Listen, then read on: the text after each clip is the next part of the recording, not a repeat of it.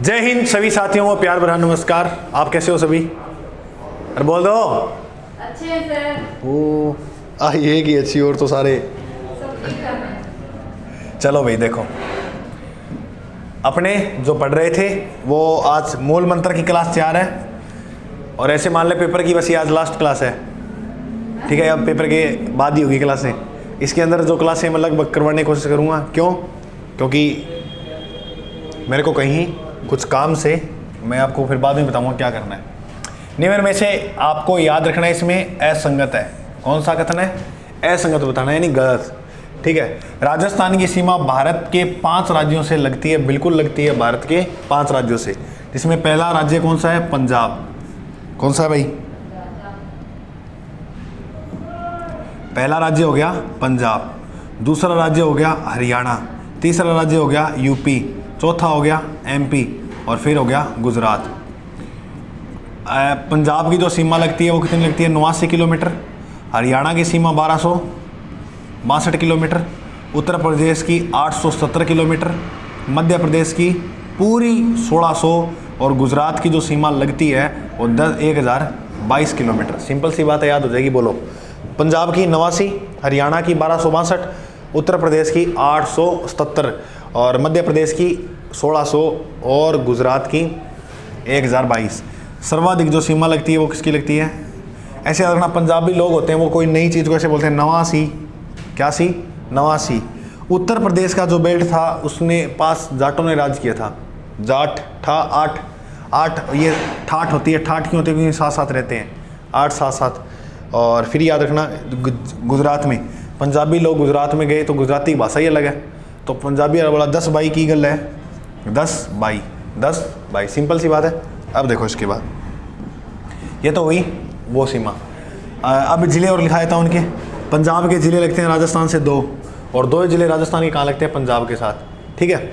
और हरियाणा के ज़िले कितने लगते हैं? 7 और 7 ही इसके अपने साथ लगते हैं। उत्तर प्रदेश के ज़िले भी 2 लगते हैं और मध्य प्रदेश के ज़िले वो लगते हैं 10 और गुजरात के कितने लगते हैं? 6। रेड क्लिफ रेखा का निर्धारण 1947 में हुआ था। बिल्कुल ये बात भी सही है, इसका निर्धारण 1947 में हुआ था। राज्य की कुल स्थलीय सीमा 4850 नहीं, राज्य की कुल स्थलीय सीमा जो है, स्थलीय सीमा वो लगती है 5920 किलोमीटर। 5920 किलोमीटर। ये 2 भाग में लगती है। एक तो अंतर्राज्य लगती है और एक लगती है अंतर्राष्ट्रीय। राष्ट्रीय। अंतर्राज्य जो सीमा लगती है वो लगती है 4850 और अंतर्राष्ट्रीय कितनी लगती है? 1070। तो इसका राइट उत्तर ये होता अगर यहाँ 1070 होती तो, ठीक है। राजस्थान के राज्यों में सबसे कम सीमा किसके साथ लगती है? सही बात है ना ये? तो बताओ इसका राइट उत्तर क्या हो जाएगा? Option number 3। तो सी नंबर जो ऑप्शन है इसका वो एकदम राइट हो जाएगा, ठीक है। ये बात तुम याद रखना। आओ नेक्स्ट प्रश्न की ओर। अगला प्रश्न आ गया, कोशिश करो उत्तर देने की सभी। निम्न में से सुमेलित नहीं है, बिल्कुल बताएंगे। मरु प्रदेश बीकानेर नागौर चूरू है, जांगल प्रदेश बीकानेर नागौर जोधपुर है, मत्स्य अलवर और भरतपुर है और सूरसेन सवाईमाधोपुर और करौली है, ठीक है। तो इसका जो राइट उत्तर हो जाएगा वो हो जाएगा ऑप्शन नंबर 4, सूरसेन। सूरसेन की अगर आपसे पूछे प्रश्न एग्जामिनर राजधानी तो वो है मथुरा। मथुरा किसकी राजधानी है? सूरसेन की। मत्स्य संघ की जो मत्स्य जनपद की राजधानी होती थी वो थी विराटनगर और जंगल प्रदेश की जो राजधानी थी वो थी अहिछत्रपुर। तो ये सिंपल सा प्रश्न था, याद रखना। मत्स्य तो अलवर भरतपुर में आता है और जंगल प्रदेश बीकानेर नागौर जोधपुर में आता है और मरु प्रदेश जो बीकानेर नागौर और चूरू के अंदर देखने को मिल जाता है, ठीक है। निम्नलिखित का असंगत बताओ। अमीर महाकाव्य, देखो महान का अर्थ होता है आंखें, आंखें नैन चंद्र सूरी। दलपत विलास ने, दलपत सिंह ने लिखा, दलपत सिंह ने लिखा ना, ये भी बात सही है। पश्चिमी भारत की यात्रा कर्नल टोंडी की करता है। कानड़ दे प्रबंध खेड़िया जग्गा नहीं, कानड़ दे प्रबंध इसने नहीं लिखा था। तो ये मोस्ट इंपॉर्टेंट पर्सन है। क्यों? क्योंकि ये ग्रंथ लिखा था पद्मनाभ ने। ठीक है, आगे आओ।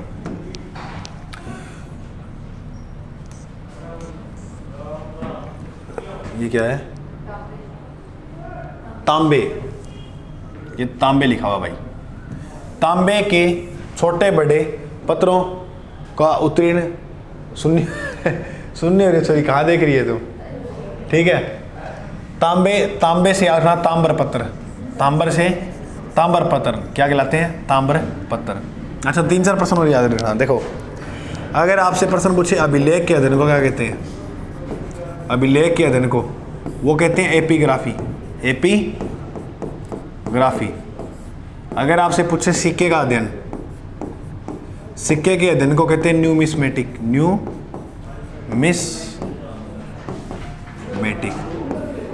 एक प्रश्न आता है, भोजी लंबरदार का संबंध किस किसान आंदोलन से था? बै से भोजी,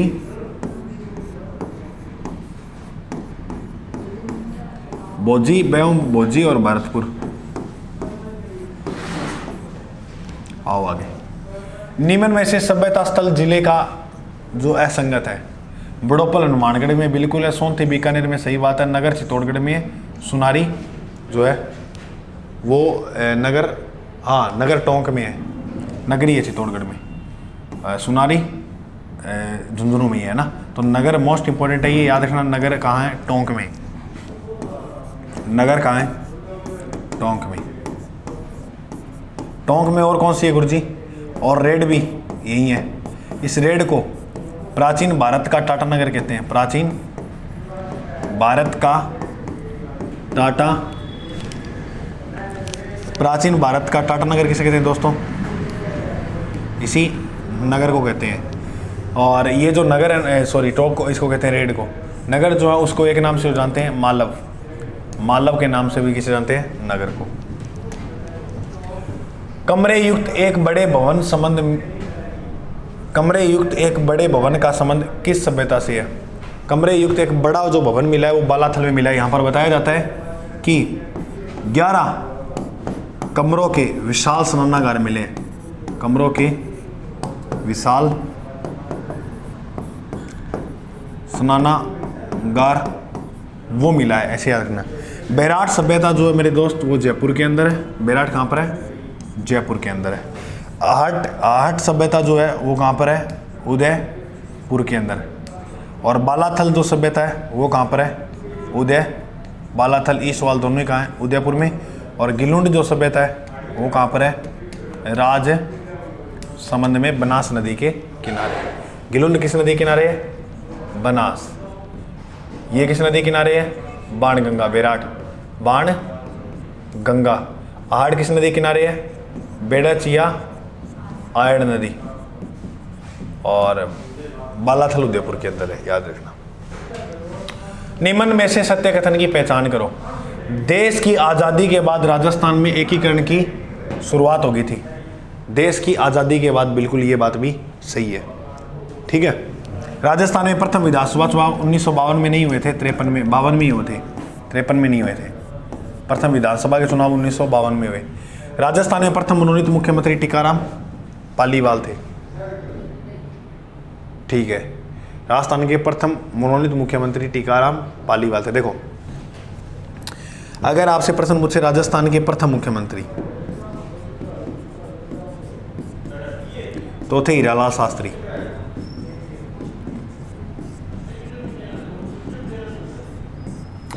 अगर पूछे प्रथम मनोनीत मुख्यमंत्री,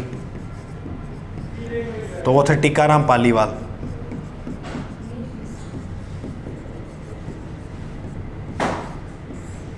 और अगर आपसे पूछे एकीकरण के बाद प्रथम मुख्यमंत्री,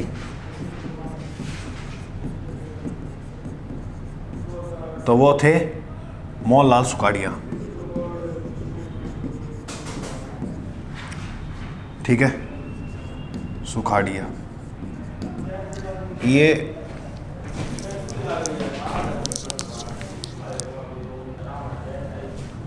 है ना। तो अब देखो दोस्तों, ये है ना, टीकाराम पालीवाल प्रथम निर्वाचित था। मैंने ये लिख दिया मनोनीत, मनोनीत नहीं था, ये निर्वाचित था ना। प्रथम निर्वाचित मुख्यमंत्री कौन था? निर्वाचित वो था टीकाराम पालीवाल। प्रथम मुख्य हिरालाल शास्त्री था मनोनीत, तो इसमें पूछा मुख्यमंत्री टीकाराम पालीवाल थे, तो ये भी गलत हो जाएगा इसका। तो इसका राइट उत्तर हो जाएगा, इसमें सत्य पूछा ना तो सत्य ये एक ही था, क्योंकि एकीकरण की जो शुरुआत थी वो हो जाती है 18 मार्च 1948, यहाँ से चलती है 1 नवंबर 1956 में ख़त्म हो जाती है। तो याद रखना कुल कितना टाइम लगा था, 8 वर्ष 7 माह 14 दिन। तो इसका राइट उत्तर हो जाएगा, वो हो जाएगा केवल 1।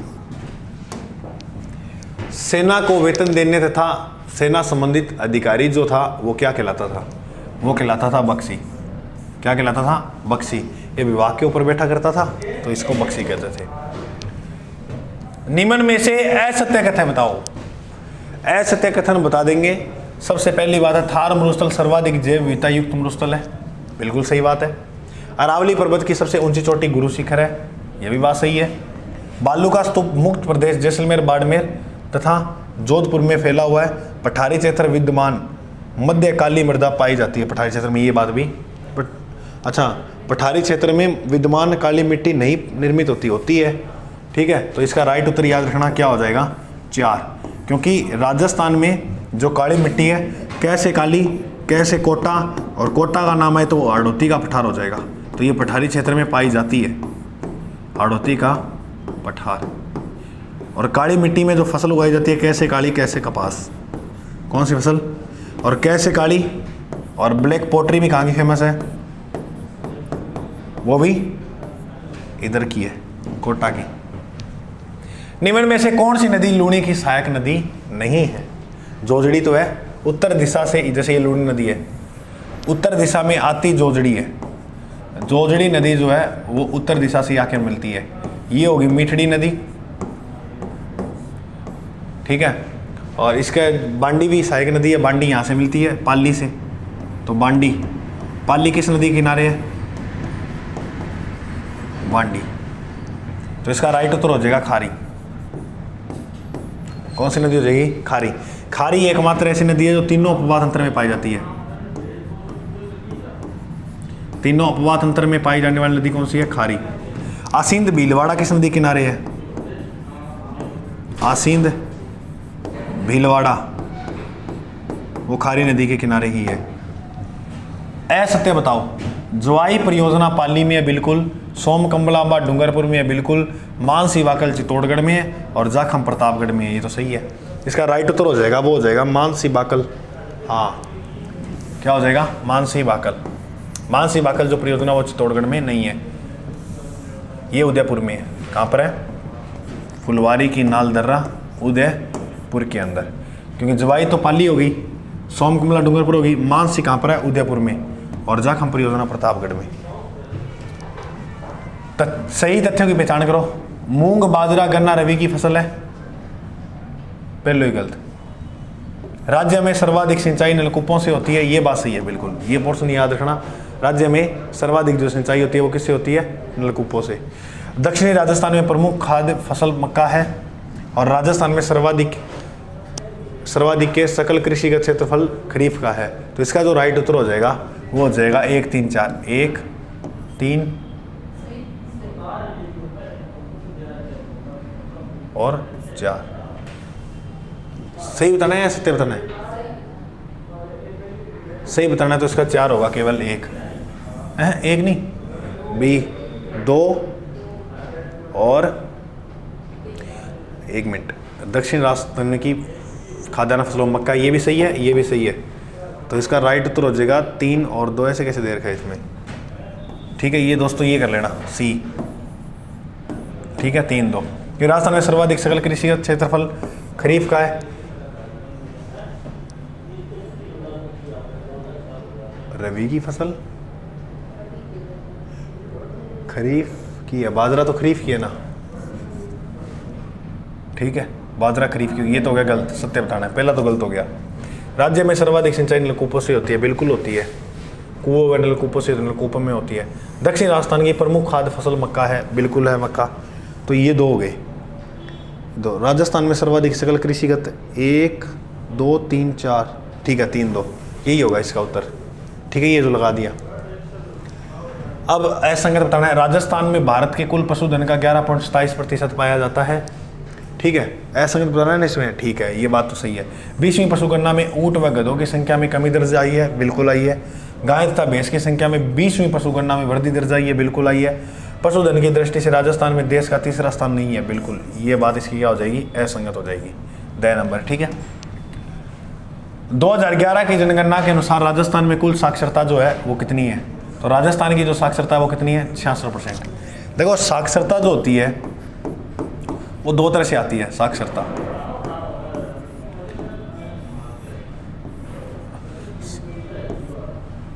साक्षरता की अगर आप बात करें तो ध्यान रखियो, एक तो होती है पुरुष साक्षरता और एक क्या होती है, महिला। पुरुष साक्षरता पूछे कितनी है तो वो है 79.1%, और महिला साक्षरता पूछे तो वो है 52 ये 2 है और वो 1 है, 2% और ये 52.1%। याद रखना महिला साक्षरता। ठीक है, साक्षरता का मतलब होता है पढ़े लिखे। अब सर्वाधिक पढ़े लिखे जो मिलते हैं वो कहाँ मिलते हैं? कोटा, मोस्ट इंपॉर्टेंट है, याद रखना। सर्वाधिक साक्षर जिला कौन सा है? कोटा। भारत का सबसे बड़ा रेलवे मॉडल कक्ष जो है वो राजस्थान के उदयपुर जिले के अंदर स्थित है, याद रखना ये बात, सबसे बड़ा रेलवे कक्ष। और उत्तर पश्चिमी रेलवे जोन का मुख्यालय कहाँ है? उत्तरी पश्चिमी रेलवे जोन का मुख्यालय कहाँ पर है? जयपुर में। बोलो स्थापना कब हुई इसकी? 2002 में। ठीक है, और एक पर्सन और याद रखना, मुख्यमंत्री ग्राम सड़क योजना की शुरुआत कब होती है? तो इसकी स्थापना होती है अक्टूबर 2005, याद रखना, मोस्ट इंपोर्टेंट पर्सन है ये। शीतलाष्टमी का त्यौहार कब आता है? शीतलाष्टमी जो आती है वो आती है चैत्र महीने में। शीतलाष्टमी कृष्ण पक्ष में, जो चैत्र कृष्ण अष्टमी को शीतलाष्टमी का त्यौहार मनाया जाता है।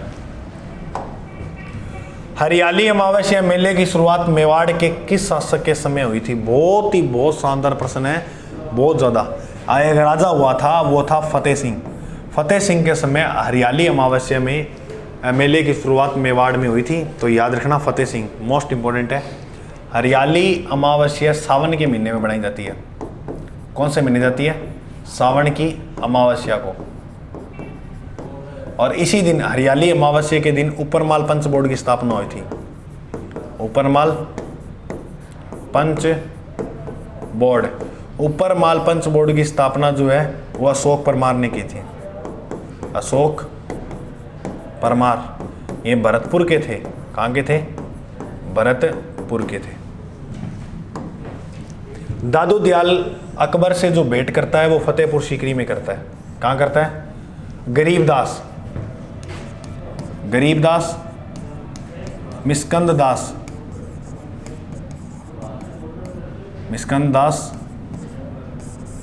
गरीबदास, मस्कंद दास, रज्जब जी।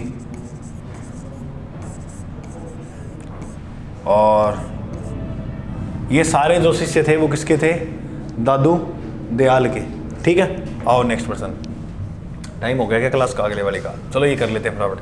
किस त्योहार पर गेहूं और बाजरे की खींच बनाकर खाई जाती है? गेहूं और बाजरे की जो खींच है वो अक्षय तृतीया को। अक्षय तृतीया मतलब आखा तीज।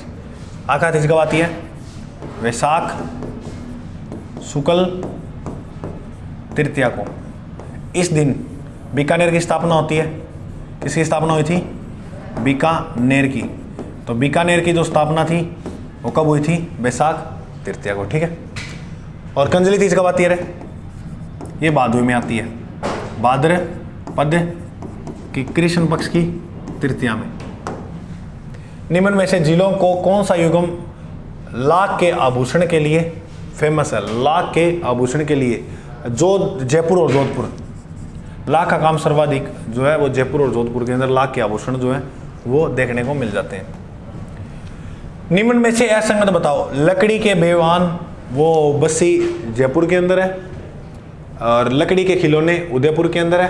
लकड़ी की मूर्तियाँ जेठाना डूंगरपुर और लकड़ी का फर्नीचर शेखावाटी बीकानेर। इसका जो राइट उत्तर हो जाएगा वो क्या हो जाएगा, लकड़ी के बेवान। वो बस्सी जो है वो कहाँ पड़ता है, चित्तौड़गढ़ में है ना, तो ये उदयपुर दे रखा है, तो इसका राइट उत्तर ऐसा बताना था, वही हो जाएगा। और लकड़ी के खिलौने उदयपुर में भी, और लकड़ी और मिट्टी के खिलौने के लिए फेमस जो है वो याद रखना, मृदा के खिलौने, वो है बूगांव। और बूगांव कहाँ पड़ता है, नागौर। कहाँ पर है, और इसी नागौर के अंदर 2 कंजर्वेशन पार्क हैं, गांगेलाव, रोटू। ये 2 कंजर्वेशन पार्क कहाँ पर है, नागौर में, रोटू और गांगेलाव। उत्तर कर दिया था क्या इसका? लो भाई, आजा नेक्स्ट प्रश्न की ओर। निम्न में से संतों के जन्म को मिलाओ। मीरा का कुर्की नहीं था कुड़की। कुड़की कहाँ पड़ता है, पाली। जाम्बो जी का पीपासर नागौर। जसनाथ जी का खतरिया सिर। दादू दयाल का नरेना में निवारण हुआ था। नरेना में क्या हुआ था इसका, निवारण। नरेना कहाँ पड़ता है, जयपुर के अंदर, और इनका पनोरमा भी यहीं मिल जाएगा आपको, ठीक है। जन्म नहीं हुआ था यहाँ, अहमदाबाद के अंदर जन्म हुआ था दादू दयाल का। कहाँ पर हुआ था, अहमदाबाद। जबकि इसकी कर्म भूमि जो रही थी वो राजस्थान रही थी, कर्म भूमि राजस्थान। राजस्थान में पड़ोसी राज्यों से संबंधित असंगत। उत्तर में पंजाब है, बिल्कुल पूर्व में हरियाणा है, दक्षिण पूर्व में मध्य प्रदेश है, दक्षिण पश्चिम में गुजरात है। ये क्या दे दिया, तो उत्तर में पंजाब हो गया। अच्छा, पूर्व में हरियाणा कहाँ है, पूर्व में हरियाणा नहीं है। क्यों, क्योंकि देखो ये उत्तर दिशा होगी, ये पूर्व होगी, हरियाणा यहाँ पर है। निम्न में से कौन सा जिला सही संगत नहीं है, बीकानेर, चूरू, नागौर, कोटा, बारा, झालावाड़, जयपुर, सीकर, हनुमानगढ़, उदयपुर, डूंगरपुर और बांसवाड़ा। इसके अंदर जो बताया गया ना वो सही सुमेलित नहीं है, वो ये नहीं है, डी नंबर। क्या गुरु जी, ये किस सेंस में पूछा है, ये सेंस पूछा है पास के, नज़दीक के, मतलब चिपते में से, तो ये दोनों पास नहीं है। क्योंकि देखो बांसवाड़ा आ गया, फिर डूंगरपुर आ गया, और बीच में यहाँ प्रतापगढ़ वगैरह आते हैं, उदयपुर यहाँ पर है, तो वो चीज़ ठीक है, याद रखना। जयपुर, सीकर, हनुमानगढ़ संगत नहीं। निम्न में से कौन सा जिला संगत नहीं है, बीकानेर, चूरू, नागौर, ठीक है। कोटा, बारा, झालावाड़ हो गया, जयपुर, सीकर, हनुमानगढ़, चूरू, झुंझुनू। इसको एक बार डाउट पे छोड़ते हैं दोस्तों प्रश्न, ये थोड़ा डाउट पे अभी, ये क्या पूछा इसने समझ नहीं पा रहे अभी। राजस्थान में मालवों की दिग्विजय से संबंधित अभिलेख जो मिले हैं वो कहाँ पर मिले हैं, मोस्ट इंपॉर्टेंट प्रश्न है। नालसा यूप स्तूप के अंदर, नालसा यूप के अंदर जो है वो यहाँ पर मालवों की दिग्विजय संबंधित अभिलेख मिले हैं। तो दोस्तों आज इतने ही प्रश्न थे, उम्मीद करेंगे क्लास अच्छी लगी होगी। और ये PDF आपको जो है वो इस टेलीग्राम चैनल पे मिल जाएगी, GK बाय अजय सर के नाम से है। Thank you ROU aspirant. अपने मिलते हैं अगले भाग में। बेस्ट ऑफ लक आपके एग्ज़ाम के लिए, और विजय होकर ही लौटना, ठीक है। जय हिंद।